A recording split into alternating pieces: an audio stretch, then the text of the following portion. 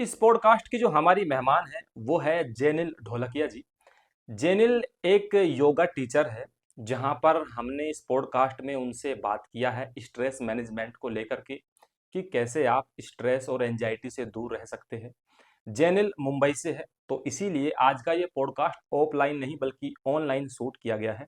तो चलिए स्वागत करते हैं जेनिल जी का इन हेल्दी पॉडकास्ट। बहुत बहुत स्वागत है जेनिल मैम आपका हेल्दी पॉडकास्ट में। मैम, मैं एक रिपोर्ट पढ़ रहा था स्ट्रेस को लेकर के, जिसमें कि मैंने पाया कि लगभग 74 यानी 74% जो लोग हैं, जो इंडियंस है, वो स्ट्रेस से जो है जूझ रहे हैं, और लगभग 88% जो लोग हैं वो एंजाइटी से जूझ रहे हैं। तो ये स्ट्रेस और एंजाइटी क्या है? आप एक योगा टीचर है, आप किस तरीके से इस चीज को टैकल करती है जब लोग आपसे योगा का जो आ, ये क्लास लेने आते हैं, आप योगा सिखाती है, कैसे एक योगा इसमें महत्वपूर्ण योगदान दे सकता है? तो सबसे पहले आप मुझे स्ट्रेस के बारे में थोड़ा ओवरऑल बता दीजिए कि आखिर ये है क्या चीज। Okay, thank you Ankur first of all for having me on the podcast. शुक्रिया।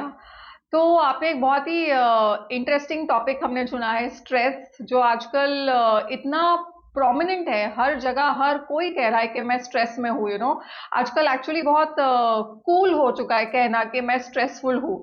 अगर आप स्ट्रेसफुल नहीं है तो ऐसा लगता है कि अरे आप लाइफ में कुछ कर नहीं रहे, ऐसा परसेप्शन बन गया सोसाइटी में आजकल। सो बिल्कुल सो बिल्कुल। डेफिनेटली स्ट्रेस हैज बिकम आज की सोसाइटी का रियलिटी है और हम उससे दूर नहीं भाग सकते। लेकिन हमें उसको सही तरीके से समझना पड़ेगा और सही तरीके से उसको मैनेज करना पड़ेगा, वरना it can be very dangerous. जी, ओके। ये अगर समझने के लिए मैं आपसे पूछूं कि कुछ कुछ शब्दों में या कुछ टिप्स के माध्यम से अगर मैं आपसे पूछूं कि स्ट्रेस को थोड़ा सा आप अपनी भाषा में समझाइए, अपने योगा की भाषा में समझाइए, या फिर साइंटिफिक एक परिभाषा हो सकती है स्ट्रेस की, तो वो क्या होगी? अच्छा, सो पहले तो हमें ये समझना है कि हर तरीके का स्ट्रेस बुरा नहीं है। Okay, stress okay. एक्चुअली जरूरत है हमारी, पर हमें उसको थोड़ा समझते हैं, ठीक है। तो जैसे हमारी लाइफ में बहुत सारे डेंजर्स और बहुत सारे खतरे आ सकते हैं। फॉर एग्जाम्पल, अगर आप एक रास्ता क्रॉस कर रहे हैं और एक फास्ट स्पीड में गाड़ी आ रही है, तो that is a danger, that is a stressful बिल्कुल। सिचुएशन। तो तभी बॉडी को अपना स्ट्रेस सिस्टम ऑन करना बहुत जरूरी है। Only then you can survive. तो ही आप वो खतरा है उसको आप यू कैन फेस इट। अगर आपका वो स्ट्रेस सिस्टम ऑन नहीं होगा तभी, तो you will be a victim of that danger. ठीक है। तो स्ट्रेस एक ओके। कंट्रोल्ड मैनर में, जहां पे वो जरूरत है वहां पे होना बहुत जरूरी है, क्योंकि इसी से हम अपने आप को प्रोटेक्ट कर सकते हैं। ओके। लेकिन what is happen in today's okay. Time कि हम कोई भी चीज को रियल डेंजर अभी समझने लगे हैं। जैसे फॉर एग्जाम्पल, बॉस का फोन आया तो हम एकदम स्ट्रेस में हो जाते हैं। घर पे काम वाली बाई नहीं आई तो हम स्ट्रेस में हो जाते हैं। हमारे इंस्टाग्राम पोस्ट को, रील को लाइक्स बिल्कुल। नहीं मिले तो हमें स्ट्रेस हो जाता है। तो हम हर एक चीज को एक रियल डेंजर अभी समझने लगे हैं। तो उससे क्या हो रहा है कि हमारा बॉडी कॉन्स्टेंटली स्ट्रेस में हो रहा है, and that is not good. Okay, so that is the main difference. जब भी रियल खतरा है तभी बॉडी को स्ट्रेस में होना जरूरी है टू प्रोटेक्ट आवर सेल्स। लेकिन हम हर एक छोटी चीज को एक ओके। रियल डेंजर समझ रहे हैं, and that is a problem. Okay. तो क्या चेंजिंग होते हैं, मतलब बॉडी के अंदर क्या चल रहा होता है उस वक्त पे, जिस वक्त पे जो है हमें स्ट्रेस होता है? क्या गलत चीजें चल रही होती है हमारे उस पे, क्या सही चीजें चल रही होती है? तो बॉडी में ना एक नर्वस सिस्टम है। ओके, और उसके दो मेन पार्ट्स है। एक ओके। है सिंपैथेटिक नर्वस हम्म। सिस्टम और दूसरा है पैरासिम्पैथेटिक नर्वस सिस्टम। तो जब भी हमारा बॉडी स्ट्रेस में होता ओके। है तो हमारा सिंपैथेटिक नर्वस सिस्टम ऑन होता है। और वो क्या होता है? फाइट, फ्लाइट और फ्रीज। ओके, आप ही सोचो, कोई स्ट्रेसफुल सिचुएशन होती है तो हम्म। आप ये तीनों में से एक चीज करते हैं। या तो आप फाइट करते हो, या तो आप फ्लाइट मतलब वहां से भाग जाते हो, या तो आप फ्रीज हो जाते हो कि बहुत ऐसा कोई डेंजर आया, आप फ्रीज हो गए। तो यही तीन चीजें हम करते हैं जब हमारा सिचुएशन स्ट्रेस में होता है, जब हमारा सिंपैथेटिक नर्वस सिस्टम ऑन होता है। और तभी बॉडी में क्या हो रहा है? तभी बॉडी में हमारा सारे सिस्टम्स स्लो डाउन हो जाते हैं, ताकि हम वो स्ट्रेस सिचुएशन को अच्छी तरीके से डील कर सके। तो हमारा ब्रीदिंग फास्ट हो जाता है, हमारा ब्लड सर्कुलेशन थोड़ा सा रुक जाता है, हमारा हार्ट बीट फास्ट हो जाता है। तो उसकी वजह से बॉडी में काफी इम्बैलेंस क्रिएट हो जाता है। और अगर ये कॉन्स्टेंटली होते रहा तो we are inviting a lot of disease, lot of cardiovascular diseases, हमारा बीपी हाई हो सकता है, डायबिटीज हो सकती है, then we can also weight gain हो सकता है इससे, एंड इंसोमिया, एंजाइटी, डिप्रेशन, ये सारी चीजें हम इनवाइट कर रहे हैं अगर हम कॉन्स्टेंटली स्ट्रेस में रह रहे हैं। So that is very very dangerous. Okay. मैंने कहीं पे एक, आई थिंक वो भी स्ट्रेस मैनेजमेंट के कोई कोच होंगे, आई थिंक मैं एक रील देख रहा था, एक वीडियो देख रहा था, उनमें उन्होंने एक बात बोली है जो कि मुझे बहुत अच्छी लगी। उन्होंने बोला कि आजकल जो है ना, स्ट्रेस जो है आदमी अपनी मर्जी से लेता है, ये एक डिजीज नहीं है, मतलब स्ट्रेस कोई बीमारी नहीं है, इस ये एक प्रकार का ऑप्शन है जो आप पिक करते हैं खुद ही। तो क्या ये सही है? क्या स्ट्रेस को हम बीमारी कह सकते हैं कि नहीं कह सकते? इस पे थोड़ा सा एक्सप्लेन स्ट्रेस कीजिए। एक्चुअली एक लाइफस्टाइल बीमारी कह सकते हैं, वो आजकल एक हमारा जो लाइफस्टाइल है उसकी वजह से है। और लेट्स सी कि कहाँ से हमें स्ट्रेस होता है आज के जमाने में। एक तो होता है स्ट्रेस हमें हमारे वर्क प्रेशर से, ओके, जो हमारा काम का प्रेशर है, एक्सपेक्टेशंस है, उससे है। हम्म। सेकंड होता है हमारे रिलेशनशिप में जो कॉन्फ्लिक्ट्स आते हैं, जो हमारे इंटरपर्सनल रिलेशनशिप्स है उसमें जो हमारे कॉन्फ्लिक्ट्स होते हैं, that is a big reason of stress. चाहे वो कपल हो, पेरेंट्स हो, फ्रेंड्स हो, कोई भी टाइप का रिलेशनशिप हो, उसमें डेफिनेटली कॉन्फ्लिक्ट्स होते हैं। थर्ड है हमारे सोशल एक्सपेक्टेशंस। आजकल सोशल एक्सपेक्टेशंस इतने बढ़ चुके हैं क्योंकि सोशल मीडिया भी है और सब लोग इतना कुछ कर रहे हैं, ऐसा लगता है सोशल मीडिया पे देख के, तो हमें फील होता है कि हम इनफ नहीं कर रहे हैं हमारी लाइफ में, और वो एक्सपेक्टेशंस को पूरा करते करते हम ऑलवेज स्ट्रेस में रह जाते हैं। So I think these are the three main reasons कि हमें जहां से स्ट्रेस ओके। आता है। और आप देखो ये तो हमारा बेसिकली लाइफस्टाइल की वजह से ही है। तो yes, you can call stress as a lifestyle disease of the modern time, definitely. Okay. तो मैनेज करने का कोई तरीका, कोई टिप्स की, अगर जैसे मान लीजिए आप, तो एक योगा है, लेकिन योगा के अलावा, योगा पे मैं बाद में बात करूंगा कि योगा किस तरीके से स्ट्रेस को जो है कंट्रोल कर सकता है, बट उसके अलावा रोजमर्रा की जिंदगी में हमें किन चार पांच बातों का ध्यान रखना चाहिए अगर आपको स्ट्रेस आने लगे तो क्या करना चाहिए सबसे पहले? आई थिंक सबसे पहले तो हमें सीखना है कि हम प्रेजेंट में कैसे रहे। ओके, हमारा 90% हम्म। ऑफ आवर लाइफ हम आइदर पास्ट में रहते हैं या तो हम फ्यूचर में रहते हैं। ओके, और इसी से स्ट्रेस आता है। फॉर एग्जाम्पल, हम लोग कॉन्स्टेंटली सोचते रहते हैं कुछ पास्ट में हुआ है उससे हम अटैच्ड है, कि कोई एक रिलेशनशिप में थे हम, तो उसकी मेमोरीज हम बार बार रिप्ले करते हैं और वो हमें स्ट्रेस में देते हैं। या तो हमारे फैमिली में किसी क्लोज की डेथ हो गई है तो हम उससे इतने अटैच है कि वो मेमोरी में ही हम पूरा अपना प्रेजेंट जी रहे हैं और वो हम छोड़ नहीं पा रहे हैं। तो वो पास्ट का जो मेमोरीज है, that keeps us in stress. And similarly जो हम फ्यूचर के बारे में जो पता नहीं है हमें, तो उसके बारे में हमें एंग्जाइटी होती है कि कल जाके क्या होगा, व्हाट विल माय बॉस से, what will my future look like, कि मुझे कल मेरे ड्रीम्स में अचीव कर पाओगी कि नहीं। बहुत सारे सवाल है फ्यूचर के बारे में। तो वो सारी चीजें, पास्ट और फ्यूचर, दोनों स्ट्रेस बढ़ाते हैं। तो if we want to remain stress free we should remain in the present, क्योंकि प्रेजेंट टाइम में ही हमारा जो माइंड है वो एकदम काम होता है। ओके। तो अब योगा पे आते हैं। अब हमें प्रेजेंट में रहना है, वर्तमान में रहना है। जब भी हमें स्ट्रेस आए तो वर्तमान की चीज़ों पे ध्यान देना है जो उस वक्त पे आप हो रहा है। लेकिन योगा कैसे इस चीज़ को टैकल करता है? योगा कैसे एक इम्पोर्टेंट रोल प्ले करता है स्ट्रेस में? सो योग एक ऐसा एक गिफ्ट है ना जो बहुत बहुत ही पावरफुल है। क्योंकि योगा सिर्फ अपने बॉडी के लिए नहीं है, योगा वर्क्स अपने फिजिकल बॉडी पे, yoga works on the energy body, जो हमारा प्राण है उस पे, और योगा ऑल्सो वर्क्स जो हमारी मेंटल बॉडी है, जो हमारा माइंड है।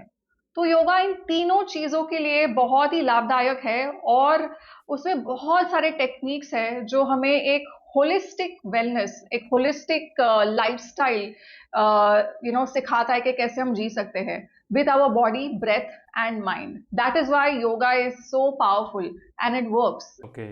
तो क्या कुछ ऐसी योग क्रिया है जो आप बता सकते हैं नाम के थ्रू ही सही कि अगर स्ट्रेस हो तो ये योगा आपको कर लेने चाहिए, आपको हेल्प डेफिनेटली। मिलेगा। सो जब स्ट्रेस होता है तभी एक और चीज मैं बताना चाहूंगी क्या होता है, बॉडी में दो हार्मोन रिलीज होते हैं स्ट्रेस हार्मोन। एक होता है हम्म। कॉर्टिसोल और एक होता है ओके। एड्रेनलिन। तो ये दोनों चीजें जब हमारी बॉडी में स्ट्रेस होता हम्म। है तो ये मात्रा इसकी बढ़ जाती है और उसकी वजह से बॉडी एकदम ही एजिटेटेड हो जाती है, एकदम टाइट हो जाती है। तो बॉडी में एकदम स्टिफनेस आ जाती है। ठीक है। तो योगा इन दोनों हार्मोन्स को काफी कम करता है और हमें एक एकदम रिलैक्स स्टेट में लेके जाता है। सो योगा में एक्चुअली बहुत सारी चीजें हैं जो हम यूज कर सकते हैं for a day to day living, लेकिन फिलहाल for today I will pick 3 things and I will recommend everybody कि ये 3 चीजें तो हमें ट्राई करनी चाहिए। तो सबसे पहली चीज है अपने प्राण के साथ काम करना, प्राणायाम। योगा में एक पूरा सिस्टम है प्राणायाम के बारे में जो ओके। हमें एक बैलेंस स्टेट की तरफ लेके जाता है।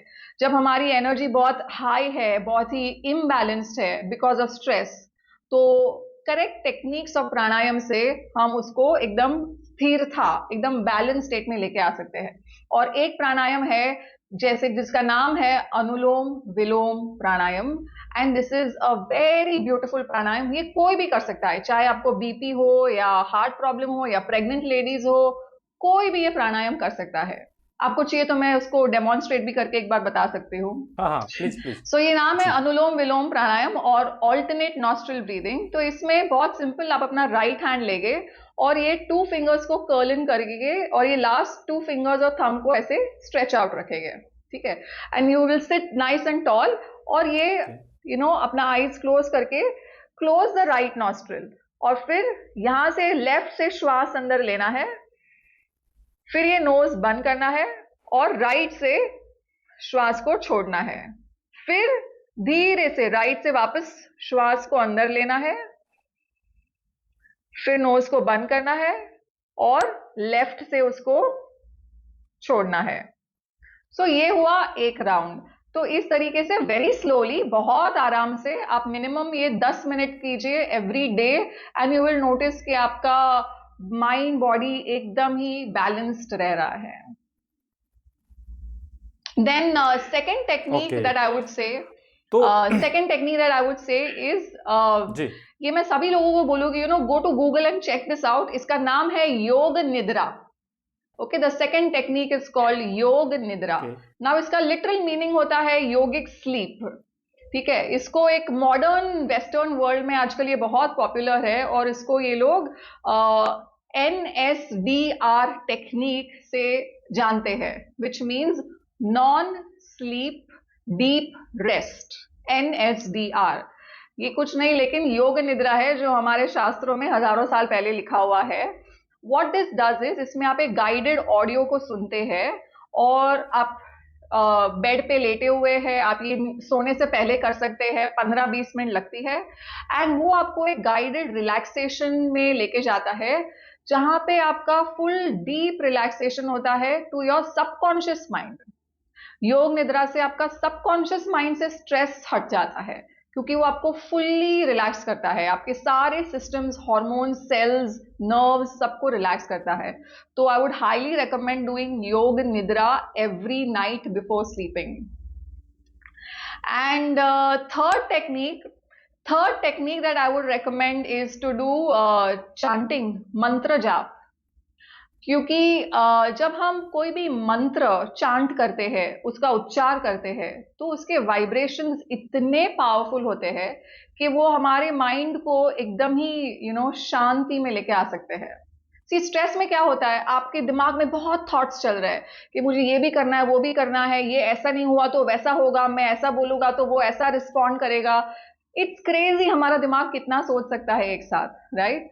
तो जब हम कोई मंत्र चांट करते हैं तो हम वो सारे थॉट्स को एक बैक सीट उसको दबा देते हैं और हमारा माइंड एकदम फ्री हो जाता है।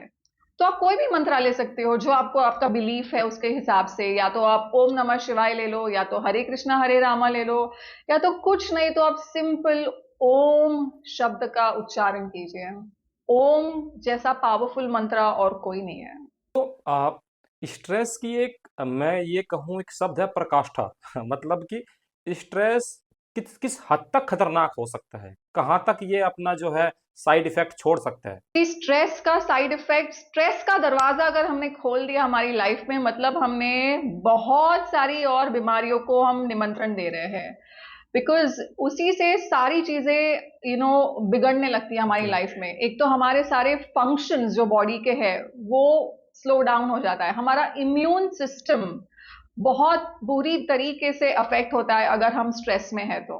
और अगर आपका इम्यून सिस्टम वीक है तो फिर बीमारियां जैसे ब्लड प्रेशर, हार्ट, दिल की बीमारियां, डायबिटीज, एंजाइटी, डिप्रेशन और वेट गेन, ये सारी चीजें, कोलेस्ट्रॉल, ये सारी चीजें को हम निवेता दे रहे हैं अगर हम स्ट्रेस में है तो। सो स्ट्रेस को बहुत हल्के में नहीं लेना चाहिए, बिकॉज स्ट्रेस एक ऐसी चीज है जो दिखती है नॉर्मल, पर अगर वो क्रॉनिक स्ट्रेस बन गया, क्रॉनिक स्ट्रेस मतलब क्या, कंटिन्यूस स्ट्रेस, कि हमारी लाइफ में वो कंटिन्यूस चलता ही जा रहा है, चलता ही जा रहा है।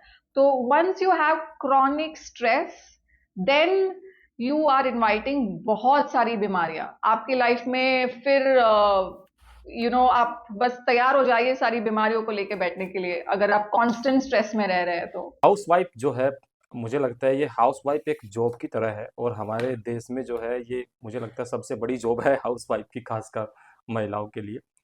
और हाउसवाइफ जब एक होती है तो उसे न जाने कितने स्ट्रेस से गुजरना पड़ता है। बच्चों का स्ट्रेस होता है, हस्बैंड का स्ट्रेस होता है, अपने जो फैमिली है उसका स्ट्रेस होता है। अगर वो हाउसवाइफ के साथ साथ जॉब भी करती है, उसका स्ट्रेस एक एक अलग से होता है। तो हाउसवाइफ इतने स्ट्रेस से गुजरती है, उनके लिए क्या टिप्स आप देना चाहेंगे? ये आपने बहुत ही सही बात बताई, क्योंकि हमें लगता है कि स्ट्रेस मतलब उन्हीं लोग को होता है जो लोग ऑफिस में जाके काम करते हैं। बट एक्चुअली जो हाउस वाइफ्स है, उन्हें, उनके लिए दिन में कभी काम खत्म ही नहीं होता है। They are such a non stop force of action, कि वो कॉन्स्टेंटली काम करते रहते हैं अपने फैमिली के लिए, अपने परिवार के लिए, बच्चों के लिए। कॉन्स्टेंटली उनका चालू ही रहता है सिस्टम। तो I feel my advice to all the हाउसवाइफ्स वुड बी कि आप दिन में एटलीस्ट आधा घंटा कुछ कीजिए जो आपके लिए है। चाहे वो आपको अच्छा म्यूजिक सुनना पसंद है तो वो सुनिए आप, या तो आपको अगर नेचर में जाना अच्छा लगता है तो एक वॉक लीजिए नेचर में, या तो अगर आपको ड्राइंग पेंटिंग पसंद है वो कीजिए, या तो अगर आपको जस्ट एक मूवी देखनी है तो आप मूवी देखिए। पर डोंट डिपेंड ऑन एनीबॉडी। मतलब आपको जरूरत नहीं है कि आपको अपने बच्चे के साथ ही सब करना है या पति के साथ ही सब करना है। यू कैन डू अपने आप के साथ, अपने साथ खुश रहना बहुत जरूरी है। That is when we can be stress free. और एक और टिप मैं सभी को दूंगी ये करने के लिए, which is to write gratitude journal. ठीक है, तो जैसे ही दिन का आपका एंड हो गया, सब कुछ काम खत्म हो गया, तो सोने से पहले या शाम को एक अपना एक बुक रखिए, और एवरी डे आप लिखिए 5 things that you are grateful for. कि आज के दिन में मेरे साथ जो भी कुछ हुआ उस पर रिफ्लेक्ट कीजिए, और ऐसी 5 चीजें लिखिए जो आप ग्रेटफुल हो, जिसके लिए आपको थैंक यू बोलना है। कुछ भी हो सकता है, छोटी से बड़ी बात भी हो सकती है। You could be grateful for the food that you are eating, you could be grateful के आपको आपके पेरेंट्स का अभी भी गाइडेंस मिल रहा है। You could be grateful for anything, लेकिन वो चीजें वो दिन में हुई होनी चाहिए, तो वो जरूरी है। तो उससे क्या होगा कि आप पॉजिटिव माइंडसेट बिल्ड करना चालू करेंगे। नॉर्मली स्ट्रेस होता है क्योंकि हमारा माइंडसेट नेगेटिव होता है। ओके। तो ग्रैटिट्यूड जर्नलिंग से हमारा माइंडसेट पॉजिटिव होता है, एंड वो बहुत ही एक माइंड गेम चेंजिंग है, to become aware of gratitude in your life. Social media 21 century का एक ऐसा वरदान भी हम कह सकते हैं, जिसने कि समाज को कनेक्ट किया है, लोगों को एक दूसरे से कनेक्ट किया है, या फिर यूं कहूं कि पूरे वर्ल्ड को एक दूसरे से कनेक्ट किया है। लेकिन एक अभिशाप भी उभर के आता है, क्योंकि सोशल मीडिया ने जो एंजाइटी दी है, जो स्ट्रेस दिया है, जो आपका जो फोकस है वो जो है अच्छा नहीं हो पा रहा है। जो स्ट्रेस की दृष्टि से अगर मैं देखूं तो सोशल मीडिया का क्या रोल है स्ट्रेस में? किस तरीके से इसको हम ठीक कर सकते हैं? कितना सोशल मीडिया हमारे लिए यूज़ करना अच्छा है, कितना बुरा है, खासकर बच्चों के लिए? या this is a very important point. I think हम सभी सोशल मीडिया के शिकार है। तो whatever भी से हम उसको अवॉइड तो नहीं कर सकते, मतलब सोशल मीडिया है एक रियलिटी, हमें उसके साथ ही जीना है, लेकिन we need to be mindful about it. तो I think one of the best things जो मैं खुद पर्सनली प्रैक्टिस करती हूँ कि आई चूज कि किस तरीके का कंटेंट, किस तरीके के वीडियोस मुझे देखने हैं। ठीक है, तो जिस तरीके के पेजेस और अकाउंट्स को मैं फॉलो करती हूँ इंस्टाग्राम या फेसबुक पे, वो मैं एकदम सोच समझ कर फॉलो करती हूँ कि मुझे ऐसा कंटेंट नहीं देखना है जो बहुत नेगेटिव हो या वायलेंस हो, या ऐसा हो कि वो बहुत ही एक अलग लाइफस्टाइल दिखा रहा हो जो मेरे लिए नहीं है और मुझे चाहिए भी नहीं, क्योंकि सोशल मीडिया पे हम जो देखते हैं फिर वो हमें एस्पिरेशन हो जाता है कि हमें भी ऐसा जीना चाहिए कि ये लोग इतना कुछ कर रहे हैं, हम लोग कुछ नहीं कर रहे हैं लाइफ में, and that becomes very stressful. So I think social media एक इंफॉर्मेटिव टूल है और एक खतरनाक टूल भी है। तो आपके ऊपर है कि आप इसको कैसे यूज कर सकते हैं।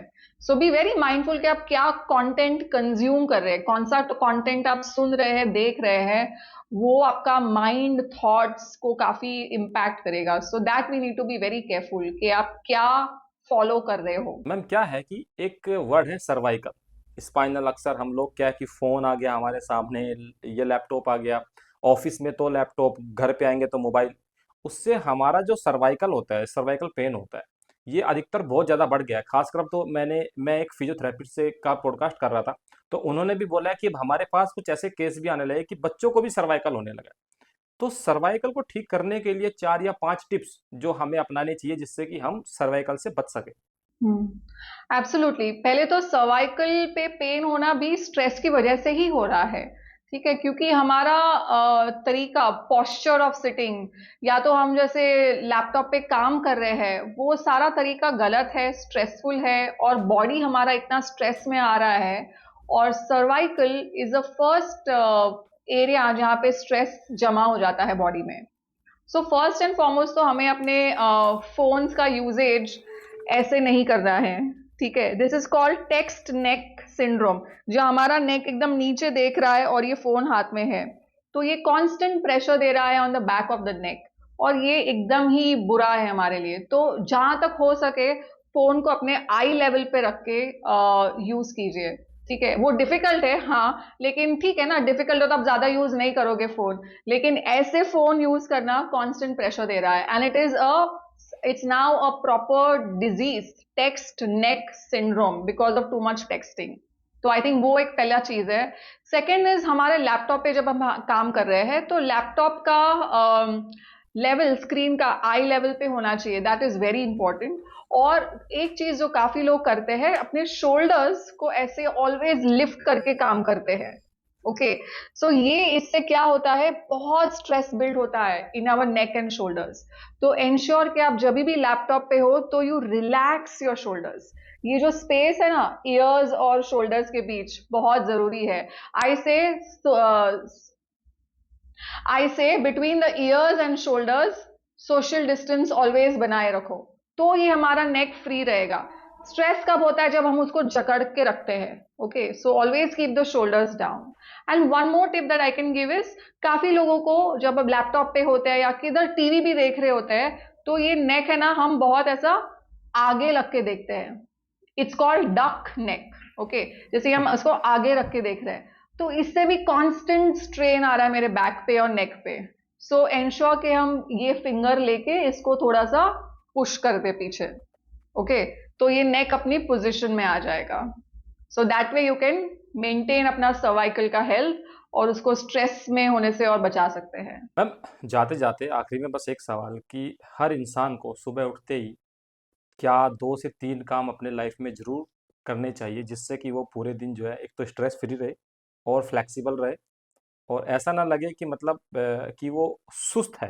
जैसे आप पहले तो सुबह उठे, आपको बॉडी को हल्का सा मूव तो करना जरूरी है। आप कुछ भी चूज कर सकते हैं, वॉकिंग हो, योगा हो, जिम हो, रनिंग हो, जो भी आपको पसंद है, पर सम अमाउंट ऑफ बॉडी का मूवमेंट होना बहुत जरूरी है। उससे बॉडी में एक फ्लेक्सिबिलिटी आती है, हमारा ब्लड सर्कुलेशन बढ़ेगा और हमारा एनर्जी का फ्लो उसमें बढ़ेगा। So first is move your body. Second is, आप किस तरीके का खाना खा रहे हो। Okay, nourish your body. So वो बहुत जरूरी है कि आप प्राणिक सात्विक खाना खाइए, जिससे आपको ऊर्जा मिलेगी, जिससे आपको प्राणिक शक्ति मिलेगी। ना कि ऐसा खाना खाइए जो एकदम तामसिक और राजसिक है, जो आपको और डल और डिप्रेशन में लेके जाएगा। So eat food mindfully. And third is rest. ठीक है, तो आपने बॉडी को मूव कर दिया, खाना भी अच्छा खाया, लेकिन अगर आप रेस्ट नहीं कर रहे हो बॉडी को बराबर से, तो भी आपका बॉडी स्ट्रेस में जाएगा। सो रेस्ट मतलब ये नहीं कि आप सोफे पे लेट के नेटफ्लिक्स देख रहे हो फोन पे, वो रेस्ट नहीं है। रेस्ट मतलब प्रॉपर रेस्ट। जैसे मैंने योग निद्रा बताया, वैसे एक और चीज होती है रेस्टोरेटिव योगा। तो आप उस तरीके से टेक्निक्स करिए, रिलैक्सिंग योगा कीजिए, जिससे आपका बॉडी और माइंड एकदम रेस्ट हो सके। तो movement of the body, nourishing food और करेक्ट रेस्ट, ये तीनों चीजें जब आपकी लाइफ में होगी, तभी आप स्ट्रेस से दूर जा सकेंगे। Thank you so much जेनिल ma'am, आपका हेल्दी पॉडकास्ट में आने के लिए आपका बहुत थैंक बहुत यू अंकुर शुक्रिया। For having me. Thank you Ankur so much.